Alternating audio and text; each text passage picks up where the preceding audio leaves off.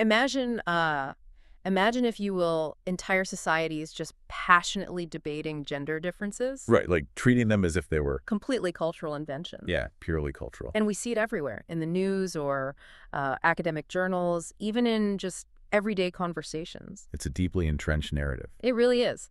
There's this overarching idea arguing that the way men and women behave is entirely the result of media or upbringing. Socialization, basically. Exactly, socialization. But what if the behavioral patterns we argue about today were actually shaped by evolutionary incentives? Incentives build incredibly deep into human biology. Welcome to Crisis in Perception, where we examine the systems shaping our world. It is a critical question to ask, Yeah, especially when you consider just how polarized these debates have become. absolutely polarized. When we only look at surface-level cultural explanations, we often just miss the underlying architecture entirely. Exactly.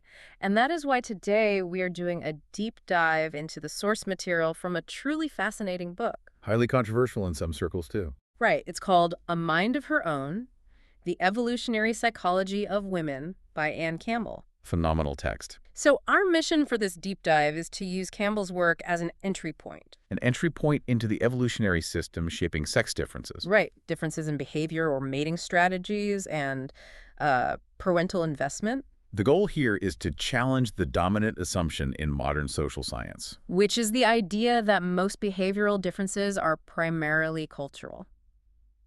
Okay, let's unpack this, because to really grasp the magnitude of what Campbell is arguing, we have to look at the sheer weight of the scientific consensus she is pushing back against. It's massive. We are talking about decades of entrenched methodology, right? We are. I mean, evolutionary psychology approaches human behavior by looking at our specialized cognitive mechanisms. The hardware, essentially. Exactly, the hardware. It assumes these mechanisms were shaped by ancestral survival and reproductive pressures. So behavior isn't just random. No, it reflects adaptive strategies that historically increase reproductive success. But this perspective has been fundamentally at odds with what Campbell refers to as the standard social science model. The SSSM. Right, the SSSM, which has dominated sociology and psychology for the better part of the last half-century. Under that SSSM umbrella, researchers have produced something on the order of over 110,000 studies on gender and sex differences. 110,000. That is a staggering amount of literature. It is, and the vast majority of those studies operate on a foundational assumption. The blank slate. Right. Tabula rasa. The idea that we are born as unwritten software and society just writes the code. Precisely. The SSSM posits that an infant is essentially empty of innate behavioral predispositions regarding gender. So society has to construct it. Entirely. Through reinforcement or media exposure, parental conditioning, institutional structures. So if you see a difference in how adult men and women behave, the SSSM dictates that you look to their environment to find the cause. Always the environment, never biology. To give you an idea of how deeply this blank slate paradigm permeated the culture, the source text spends a good amount of time dismantling the famous Baby X paradigm. Oh, right, will it all? Yeah, from 1976. For anyone who took a Psych 101 class, you probably remember this study. It was practically treated as gospel. It was every textbook. So they took a 6-month-old baby and they introduced this baby to various adults. And sometimes the researchers wrapped the baby in a blue blanket. Right? And told the adult this is a boy. Then other times they took the exact same baby, wrapped it in a pink blanket, and said this is a girl. Then they just observed the adults. When the adults interacted with the baby they perceived as a girl, they overwhelmingly reached for a doll to offer it. They ignored the other toys in the room. Exactly. And this was held up for decades as the definitive proof that society creates gender differences from the moment of birth. But Campbell points out a massive crack in that foundation, doesn't she? She points out several, actually. I mean, it was a highly compelling narrative that fit perfectly with the political ethos of the time. But the methodology was flawed. Severely flawed. When other research teams attempted to replicate the Baby X effect, the results were incredibly weak. Or just non-existent. The only consistent effect ever found was that specific toy selection. Handing the girl a doll. Right. But the adults did not actually differ in their social behavior. Their physical warmth or their tone of voice? None of it. Their overall interaction style with the infant was exactly the same. They just pick up a different toy. Yet this minor finding was extrapolated to claim that parents systematically socialize boys and girls into entirely different psychological beings. But surely parents do treat boys and girls differently. I mean, common sense suggests we do, That brings us to the Litton and Romney meta-analysis from 1991. which is one of the most staggering pieces of data in the I text. really want to emphasize the scale of this for you. This wasn't a small, isolated survey. It was a massive global meta-analysis. They aggregated 172 studies from all around the world, specifically looking at how parents treat their sons versus their daughters. And the conclusion? The evidence for differential treatment by parents was virtually nil. Nil. Across cultures, parents did not differ in how much they interacted with the child, They didn't differ in how much warmth they showed. or their encouragement of achievement versus dependency. They used the same discipline strategies, and they tolerated the same amount of aggression. So the socialization hypothesis. The idea that parents are molding these fundamentally different gendered behaviors. It simply did not hold up to large-scale statistical scrutiny. Wait, there had to be some difference, right? You can't aggregate 172 studies and find absolute zero variance. You're right, there was one singular area of difference. The toys. Parents did tend to provide their children with sex-appropriate toys. So the SSSM advocates would look at that and say, aha, they are pushing gender roles through toys. But Campbell flips that assumption completely upside down based on the developmental timeline of the children themselves. The SSSM assumes the parent forces the toy on the child, and the child conforms. But empirical observation of toddlers shows that they begin exhibiting sex-typed behavior Distinct toy preferences and play as styles. early as 9 months of age And this timeline is the ultimate problem for the blank slate theory. because of child cognitive development. A 9-month-old toddler does not possess the cognitive ability to label the sex of others. Let alone conceptually understand their own gender identity. Right, children can't even correctly sort pictures of boys and girls into separate piles until their 3rd year of life, They don't consistently pass the mirror mark test recognizing themselves as an individual entity in a mirror. until about 20 months. So the mechanism the SSSM proposes is logically impossible. A child cannot consciously identify as a gender, internalize a complex cultural schema about that gender, and then alter their behavior to conform to it. If they don't even know what gender is yet. The toddlers are gravitating toward these distinct behaviors and objects well before the cognitive hardware for social conditioning is even online. The biological predispositions are driving the toy preference. The parents are largely just responding to what the child already wants. If the data is this robust, if the meta-analyses show no differential treatment and infants show preferences before cognitive awareness, why is there such massive resistance to this? Why did the scientific community cling to the blank slate for so long? Campbell introduces a term for this: biophobia. Biophobia is a profound phenomenon in modern academia. It is the deep-seated political and social fear that acknowledging any biological basis for behavioral differences implies a strict, inescapable determinism. Or worse, that it justifies the status quo of historical inequality. Social constructionists fear that if we admit a behavioral trait is natural or biologically influenced, people will view it as unchangeable. Which threatens the project of liberal progress and equality. I want to pause here because this is crucial for you as the listener. When we discuss this tension between the social constructionist views and evolutionary psychology, we have to look at this impartially. We are observing a clash of scientific paradigms. The social constructionists have a valid historical fear. Biological arguments have absolutely been weaponized in the past to justify terrible things. But how do evolutionary psychologists respond to that fear? They don't endorse the status quo, do they? Not at all. Evolutionary psychologists explicitly warn against what philosophers call the naturalistic fallacy. This is the mistaken belief that just because something is natural, it is therefore good, moral, or inevitable. Let's look at it objectively. Disease, starvation, infant mortality, and tribal warfare were all perfectly natural occurrences in our ancestral environments. But human beings universally agree these things are bad. And we use our culture, our science, and our institutions to eradicate them. The exact same logic applies to human behavior.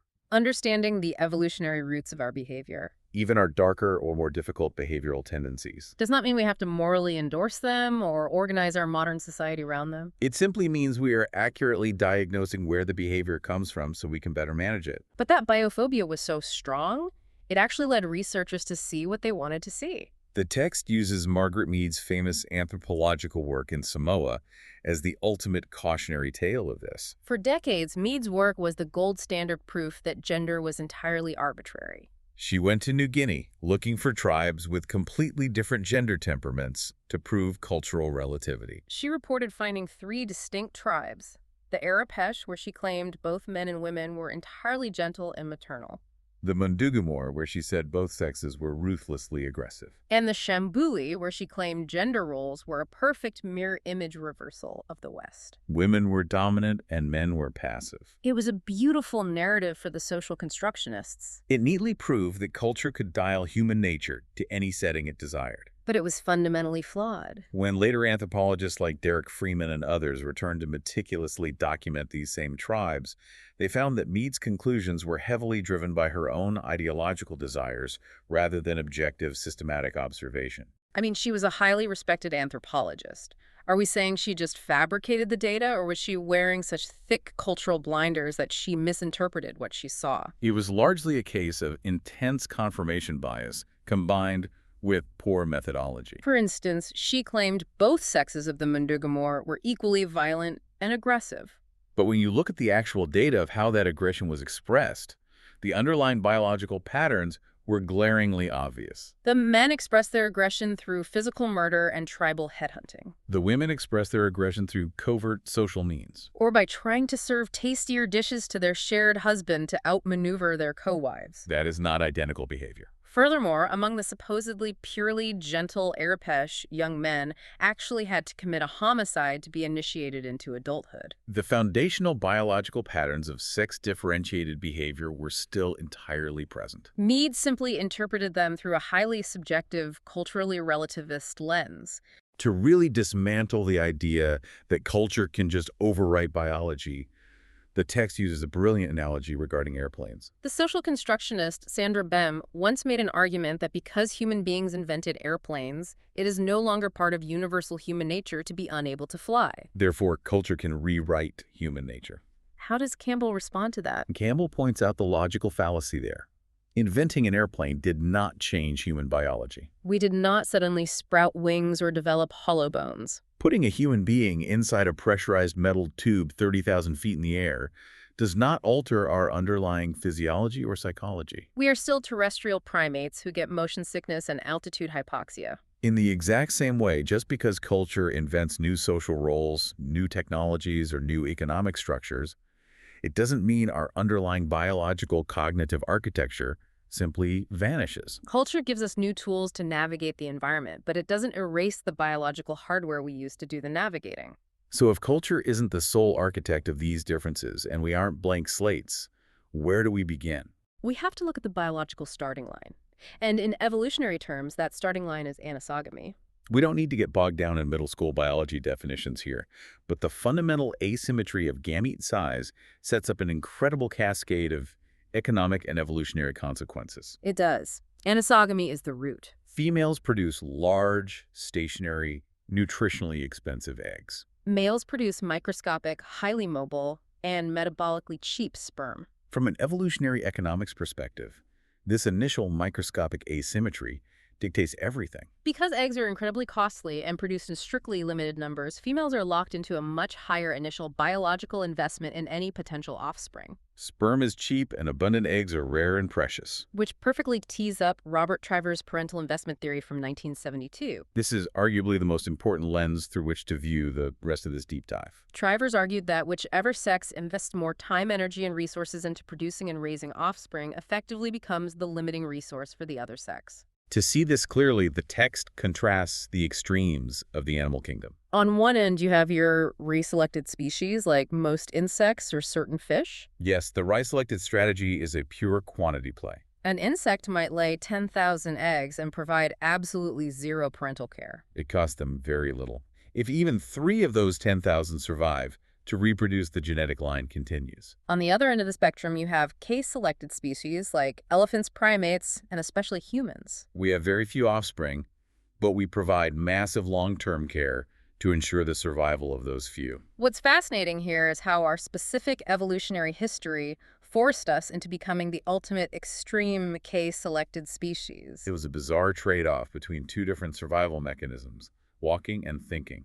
As early hominids evolved, bipedalism offered a huge advantage on the savanna. But mechanically, walking on two legs requires a narrower pelvis. At the same time, our ancestors were evolving much larger, more complex brains to handle social dynamics and tool use. So you have a narrowing birth canal colliding with an expanding infant skull. It is an incredible biological bottleneck. The evolutionary compromise for this dilemma was a strict 9-month gestation limit. If a human infant stayed in the womb until its brain was fully developed, the way a foal can run hours after being born, it physically could not pass through the pelvis. And the result is that human babies are born spectacularly premature compared to other mammals. They are entirely helpless. They require over a decade of intense, constant calorie-heavy care just to reach basic physical maturity.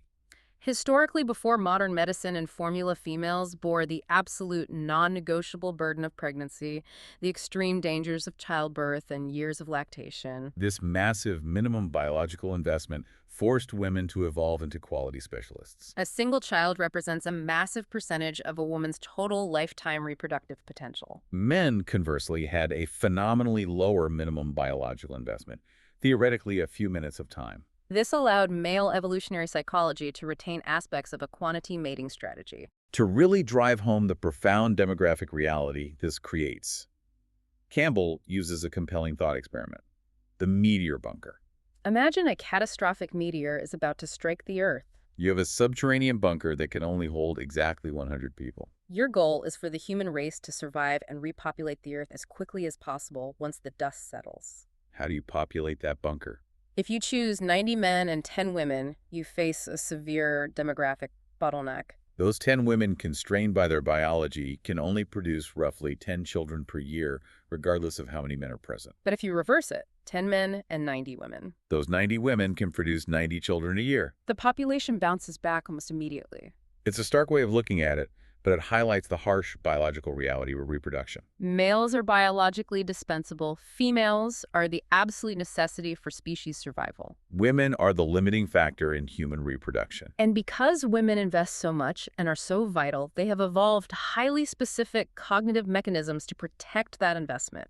And this brings us to an interesting counterargument that people often raise, which is the sunk cost fallacy. In biology, we look at the Concorde fallacy, named after the supersonic airliner project. Right, the classic sunk cost, like staying in a terrible job or continuing to fund a doomed startup just because you've already put 5 years into it. You feel like you can't quit because of what you've already spent. Dawkins and Carlyle pointed out that evolution does not operate on the Concorde fallacy. When we look at female behavior regarding the abandonment of non-viable fetuses or infants in ancestral environments, A grim but real aspect of our history. we see pure evolutionary logic. If a woman's body spontaneously aborts a non-viable fetus, or if an ancestral mother had to abandon an infant during a severe famine, she is not making a biological calculation based on the 9 months she has already invested. She is making the calculation based on prospective wasted investment. So she is cutting her losses. Yes. Abandoning a non-viable pregnancy or a doomed infant early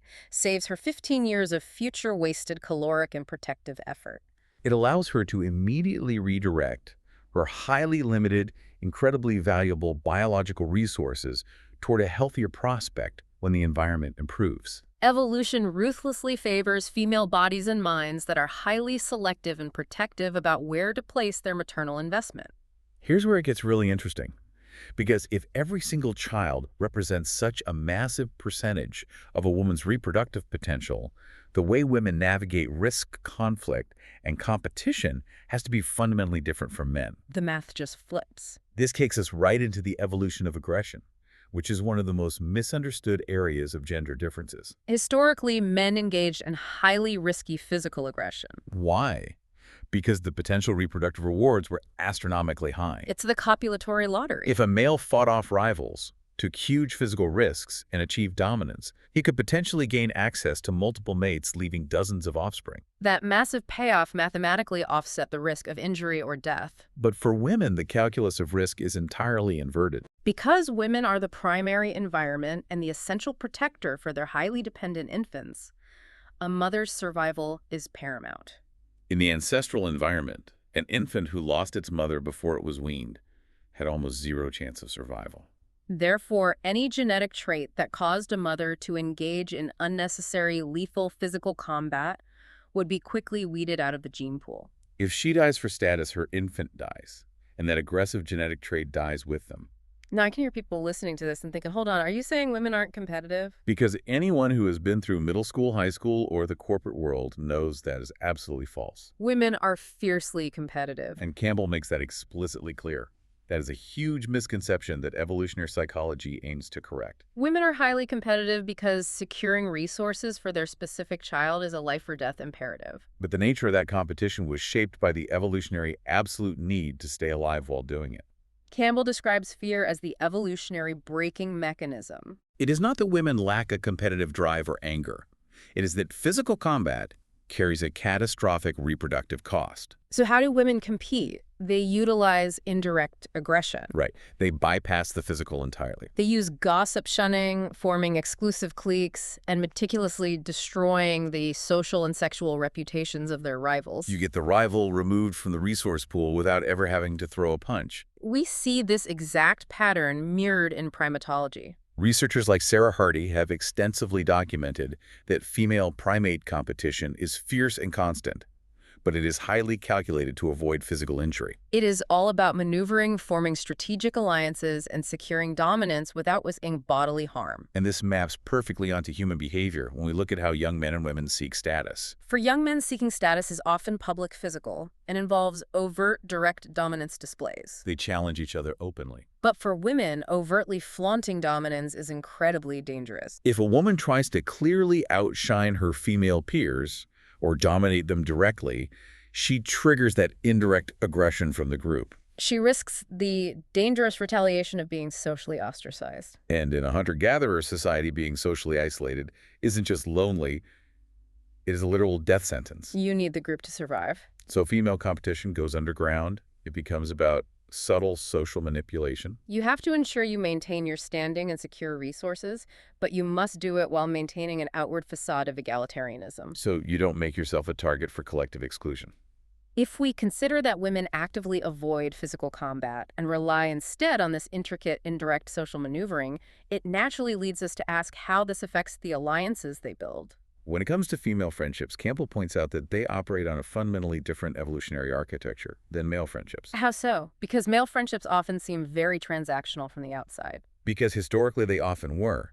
Male coalitions in ancestral environments functioned heavily on reciprocal exchange. It's the classic, I'll scratch your back if you scratch mine dynamic. These coalitions were formed primarily to achieve outward dominance, defend territory, or secure resources through hunting. They were pragmatic alliances. But female friendships evolved to be communal, intense, and deeply need-based.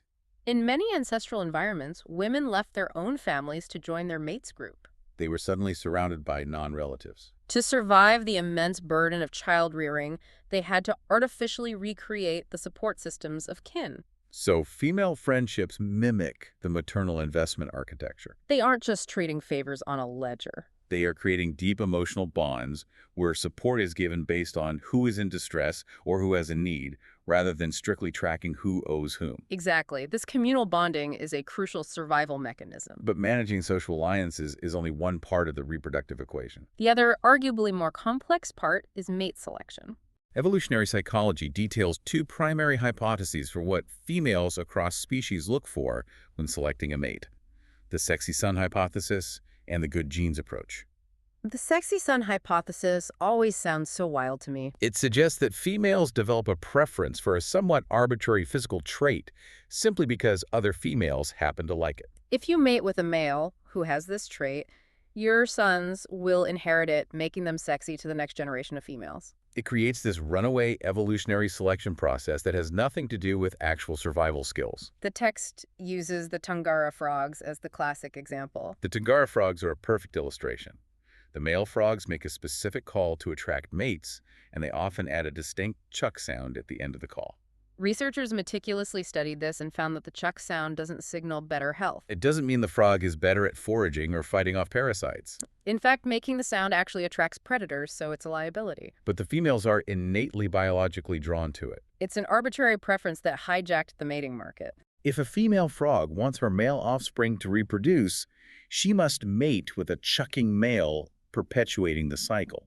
But then you have the good genes approach, which is tied to the handicap principle. This is the idea that a male displays a trait that is actually a massive survival handicap. Like a peacock lugging around an enormous, heavy, highly visible tail. To prove to the female that his underlying genetics are so incredibly robust, he can survive despite the handicap. It is a biological flex. Precisely. In humans, we don't have peacock tails.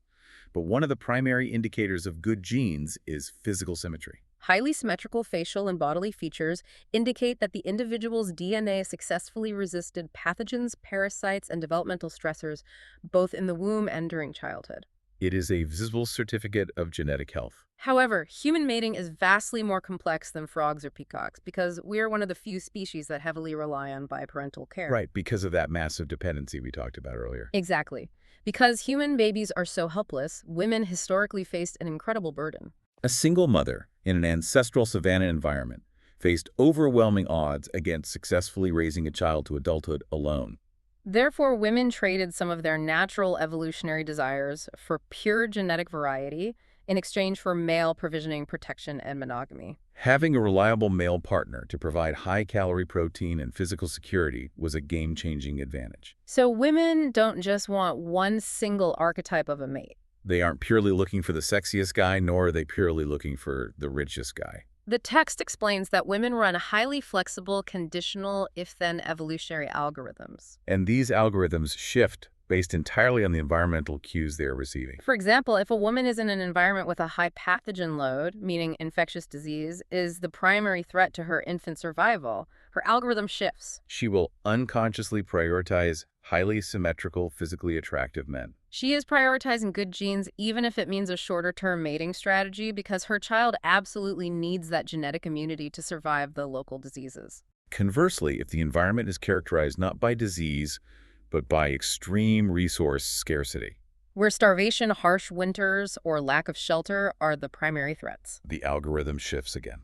Studies show that women in these environments tend to prefer less physically attractive, but highly reliable, high-status investing men. They are prioritizing good providers, which represents a long-term strategy. This environmental tracking is constant, and it is deeply embedded in our biology. Campbell cites the famous T-shirt smelling studies to prove just how deep this goes. I want to spend a minute on these T-shirt studies because they sound like science fiction, but the methodology is brilliant. Researchers had a group of men wear identical cotton T-shirts for a few days straight. They were instructed not to use any scented soaps, deodorants, or colognes, just their natural body odor. Then they took these shirts and put them in boxes and had women who were at the ovulating, most fertile phase of their menstrual cycle smell the shirts and rate their attractiveness. The women never saw the men. They knew nothing about them. But the women consistently statistically rated the smell of the highly symmetrical men as the most attractive. Their bodies were literally chemically sniffing out good genes. It is a profound demonstration of biological hardware operating beneath our conscious awareness. But there is a catch to the good genes strategy, which brings us to the research on barn swallows. Ooh, the barn swallows. This perfectly illustrates the brutal trade-off women face in the mating market. Researchers studying barn swallows found that the highly attractive symmetrical males absolutely provide the best genes for the offspring. But they are statistically much more likely to cheat on their mates, and they invest significantly less time and energy in feeding the nestlings. The attractive males trade on their physical genetic capital to secure multiple matings across the population, leaving the primary female to do the heavy lifting of parenting alone. It is a biological battle of strategies. Do you secure the best genes at the risk of losing the provider, or do you secure the reliable provider at the cost of optimal genetics?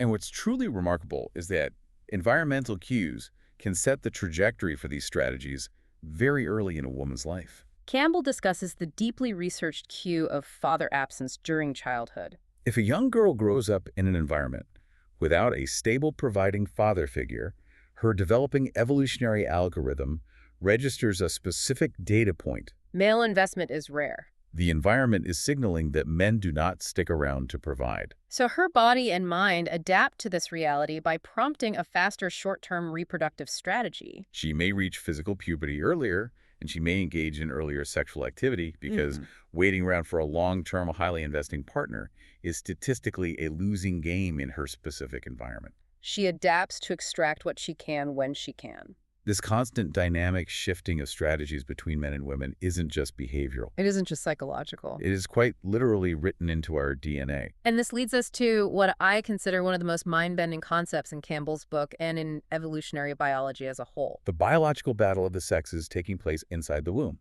I remember reading this section and just having to put the book down. It totally shatters the romanticized view of pregnancy. If we connect this to the bigger picture, we can see that marriage and mating, biologically speaking, are not perfect spiritual unions. They are a coincidence of interests. They are a negotiated compromise. Male and female reproductive goals inherently conflict, a process evolutionary biologists call interlocus contest evolution. The male benefits from extracting the absolute maximum amount of resources from the mother for his specific offspring. The female, however, must protect her body to ensure she survives, to raise this child, and potentially have more children in the future. And this conflict doesn't just play out in arguments over finances or chores. It plays out at the genetic level through a mechanism called genomic imprinting. Normally, we are taught that genes from the mother and the father combine, and they have an equal say in how the fetus develops. But genomic imprinting means that certain genes are chemically tagged depending on whether they came from the sperm or the egg. And they behave entirely differently based on that origin tag. The implications of this are staggering when you look at which parent builds which part of the fetus. Research strongly indicates that it is the paternal genes The father's imprinted DNA. that primarily build the placenta and the infant's limbic system. The limbic system is the deep, ancient, emotional, impulsive center of the brain. Now, why does the father's DNA aggressively build these specific structures?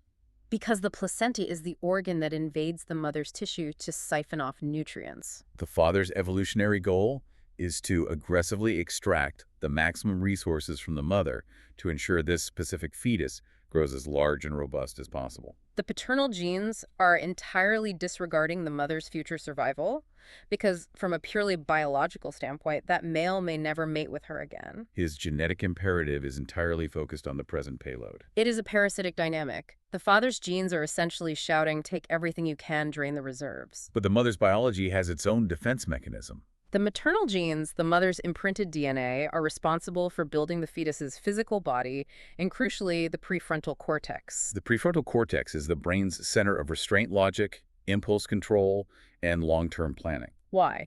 Because the mother needs the fetus to survive. Yeah. Yes, but she also absolutely needs to preserve her own biological resources for her future. She is building the biological hardware to fight back against the paternal gene's aggressive extraction. The sociologist and evolutionary thinker Christopher Badcock offered a brilliant synthesis of this dynamic. He suggested that the paternally built limbic system acts very much like Freud's concept of the id. It is demanding, impulsive, selfish, and constantly seeking immediate gratification and resources. Meanwhile, the maternally built prefrontal cortex acts like the ego. It represses those selfish, impulsive demands in favor of long-term survival, moderation, and social integration. In this view, the massive evolutionary expansion of the human brain wasn't just about getting smarter to invent tools. It was an internal evolutionary arms race. Mothers were literally forced to build bigger, more complex cortices in their children to override and manage the aggressive, resource-hungry demands of the paternal limbic system. It completely changes how you look at human consciousness. We aren't just unified beings, we are talking compromises of an ancient genetic war. And this co-evolutionary arms race doesn't stop at birth. It extends into our adult emotions, particularly something like jealousy. Campbell points out that jealousy isn't just some toxic cultural construct we learn from movies. It's a co-evolutionary spiral. Because of internal fertilization, men historically faced a unique biological terror. Cuckoldry. The threat of spending their entire lives, their energy, and their resources raising another man's genetic child. So men evolved an acute, hypersensitive psychological radar to detect any signs of female infidelity. But as men evolved better detection mechanisms, the environment changed for women. Women who historically might have sought out good genes through a covert affair while maintaining a good provider for stability were forced to evolve better, more sophisticated mechanisms of deception and social camouflage. Which in turn pushed men to evolve even better detection mechanisms. It is the classic Red Queen hypothesis in action. Two competing evolutionary forces running as fast as they can just to stay in the exact same place. Okay, so we have this massive arms race. We have algorithms shifting based on environment. We have genes warring in the womb. This all implies a drive towards some perfect, ultimate evolutionary form. But we look around the world and we see that humans are highly variable. So what does this all mean? If natural selection is a brutal sieve that winnows out bad traits and keeps only the absolute best ones, why aren't we all identical? Why do we have different personalities, have different mating strategies, and different risk tolerances? How does this massive evolutionary system account for the unique individual? That is the ultimate question, and the answer lies in a concept called frequency-dependent selection. Evolution does not always favor one single monolithic trait. It often favors balance within a population. Think of it like a biological stock market. Let's use personality as an example. If everyone in a population is a highly aggressive extrovert, the social space becomes incredibly crowded, dangerous, and competitive. Suddenly, being a quiet, observant introvert becomes a highly valuable, unique advantage. You can exploit social niches, gather information, and secure resources that the warring extroverts are ignoring. And the exact same logic applies to mating strategies. Precisely. If all women in a society are running a restricted long-term mating strategy demanding heavy investment before reproduction, the mating market is very rigid. In that environment, an unrestricted woman who is willing to engage in short-term mating suddenly has a massive strategic advantage. She has her pick of high-quality mates because she is bypassing the high courtship costs everyone else is demanding. Her specific genetic strategy thrives. However, she only holds that advantage until the population balance tips. If too many women adopt the short-term strategy, paternal investment drops across the board, infant mortality might rise, and suddenly the long-term restricted strategy becomes highly valuable again. The system is constantly self-correcting. Which proves a vital point that Campbell hammers home: women are absolutely not just passive sperm receptacles waiting for evolution to happen to them. And frankly, that is a horrible misogynistic misconception that even some early evolutionary biologists fell into. They focused entirely on male competition. But women's reproductive variants did exist. A woman's ability to deftly forage for food, to manage complex, vital social relationships, to physically protect her child from danger, and to secure long-term resources directly determine whether her genes survived or were wiped out. Women competed fiercely and actively drove human evolution. They just competed on a different battlefield than men using different tools. To understand how all of this genetic predisposition actually interacts with our modern everyday lives, we have to look at gene culture coevolution and what biologists call epigenetic rules. The biologist C.H. Waddington, along with thinkers like Lumsden and Wilson, used a beautiful, intuitive analogy to explain this interaction. They said that human genetic development is like a ball rolling down a complex, hilly surface. I love this analogy. The genes provide the topography of the landscape. They create the hills, the valleys, the deep grooves of our biological predispositions. The ball wants to roll into those deep valleys because gravity, our evolutionary history, pulls it there. Exactly. But culture, upbringing, and the specific environment are what give the ball its initial push. Culture determines the speed and the angle, ultimately dictating which specific track or valley the ball settles into. Culture cannot easily force the ball to roll up a steep genetic hill, which is why the blank slate theory fails. But culture absolutely dictates the final resting place within the genetic landscape. Biology builds the landscape, and culture navigates it. And that brings us to the core message of Campbell's work and this entire deep dive. The crisis in perception we face today in our social discourse arises when we treat human behavior as either entirely biological or entirely cultural. That is a false dichotomy. They are nested systems. Our biology shapes our cultural institutions, which is why virtually every culture on Earth has some form of marriage or resource-sharing structure, and our culture modifies how our biological tendencies are expressed. When we rely on surface-level, purely cultural explanations, we misdiagnose the root of our differences. We end up fighting the symptoms of human nature rather than understanding the system that produces them. And this is vital for you, the listener, to understand. Recognizing this underlying evolutionary incentive architecture does not dictate how society should be. It doesn't mean we are helpless slaves to our DNA. It doesn't justify inequality. But it clarifies the structural forces shaping the patterns we observe every single day in our own lives, in our workplaces, in our politics, and in our romantic relationships. When you understand the baseline of human nature, you are infinitely better equipped to navigate reality rather than a utopian, idealized version of it. Crisis in Perception examines how systems shape belief and how better tools help us see clearly. We truly believe that. This project is free and publicly accessible. If you'd like to support the time, tools, and research behind Crisis in Perception, you can become a supporter on Patreon. Your support keeps this going.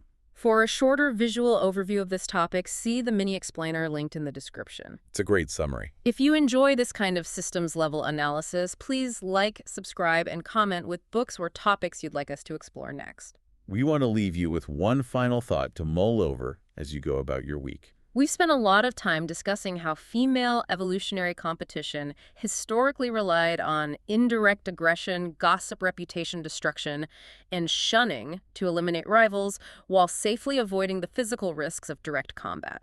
So consider this: what happens when this ancient, highly evolved biological mechanism for indirect aggression meets the modern frictionless architecture of social media and internet cancel culture? Are the algorithms of the digital age hyper-weaponizing an evolutionary survival tactic that was originally designed for a tribe of 50 hunter-gatherers? Are we using ancient biological software to navigate a digital world? Think about that the next time you scroll through a viral controversy. Until next time, keep questioning the systems around you.